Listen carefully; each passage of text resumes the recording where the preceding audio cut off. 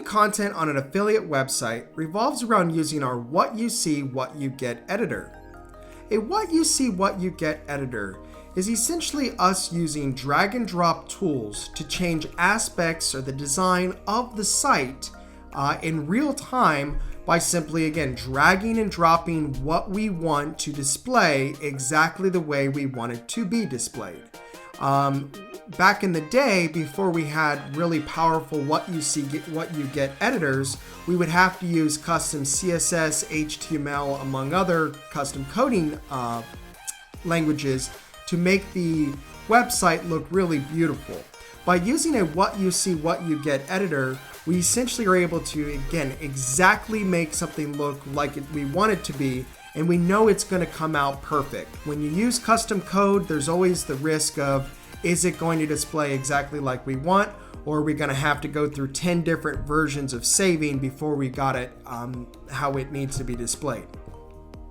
The What You See, What You Get editor within the software revolves around using widgets. Now, when it comes to widgets, the first thing you must understand are what columns and rows are. So the columns and rows are really how we control how the content is going to be displayed, whether it's on a desktop or mobile device. So it's always a good idea to kind of bring in a row or a column and then decide how many rows essentially you want in the column. Now the amount of rows will dictate how the content is displayed. So if right now we're one column all the way across, or let's make it 3, and you'll see that we then have 3 different columns or within this row that we can then edit. This row, or essentially one column, is a 1-column row. So let's say within these 3 columns, let's come back to widgets, and we have all of our different widget content that we can add, whether it's text, images, product listings, everything you can imagine. So let's first let's add an image in the middle. And then we can search the web or we can upload our own. So let's just use essentially this photo, add it. And once you've added content, you're going to have different settings for that content. You're going to have a content or properties panel where you can change different aspects about this. So we could add a link for the image, we can choose the size and so forth. Or if we go into the actual design settings, we can really start playing around with how this is displayed using image effects, hover effects, and so forth. Now the design aspect for widget to widget drastically changes. This is kind of a lighter widget as far as the amount of effects and so forth we can implement versus some widgets, can have dozens of different settings within the design section. The background properties is very important to kind of understand how it works. So this is an image widget, but technically we could have a background for the image itself. It's kind of crazy to think about it, but let's come essentially over to this row and we can do exactly the same thing here, but instead of having this image widget, we could come to row and then background, not instead of color. That's the color. We'll come to background image and we can upload the exact same image. But now we can only have kind of like one widget over another, if that makes sense. So right now we have this image widget and we can't put text over this image.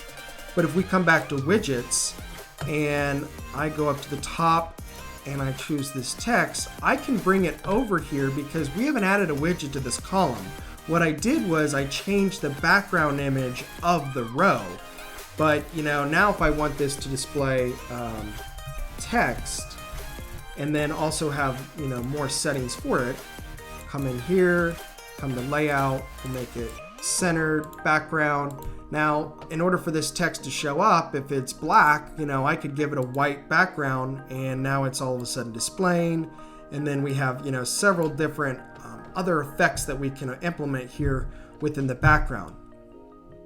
Every different widget though will also have layout properties, and the layout, like I just did, I aligned it center. I could choose the height, the width, the margin itself. So margin and padding are important to understand the difference. So the margin is the amount of space above essentially outside of this blue. So if I want to have more space outside of the widget, I would choose to affect the margin. A good way to display or demonstrate this is, let's clone this widget. Let's drag it to the top here and see how we have them essentially butting up to one another. And if I come back to the text settings, I'll come to layout, and let's say we want the margin to be essentially larger. We want there to be a bigger space between these two widgets, where we can come to the bottom margin and make it larger, and now all of a sudden it says, okay, we want extra large space between this and the next widget. There's also, though, padding. Now, padding is changing the amount of space within the widget itself for essentially the outside layer, which is the blue. So the padding can be controlled by either a percentage or a pixel.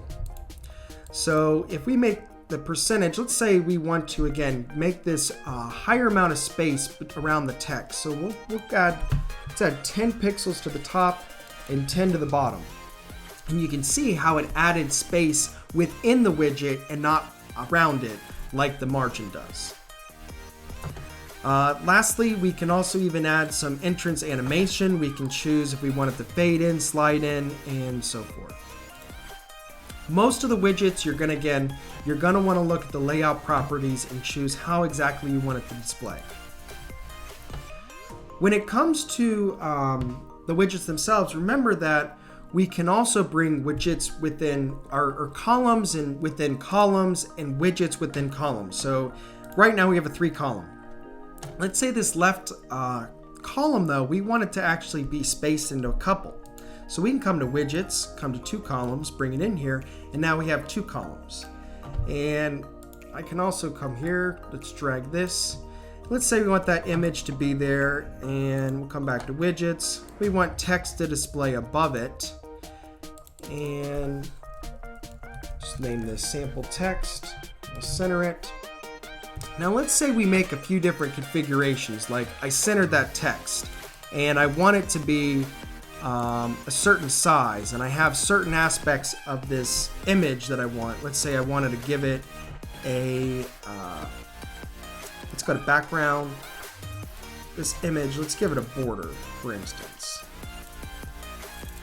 Make it 3, we'll make it black, and we'll give it a 5 radius, which will round the edges. Now, if I want to like copy these settings, the best way to do it is to actually clone it.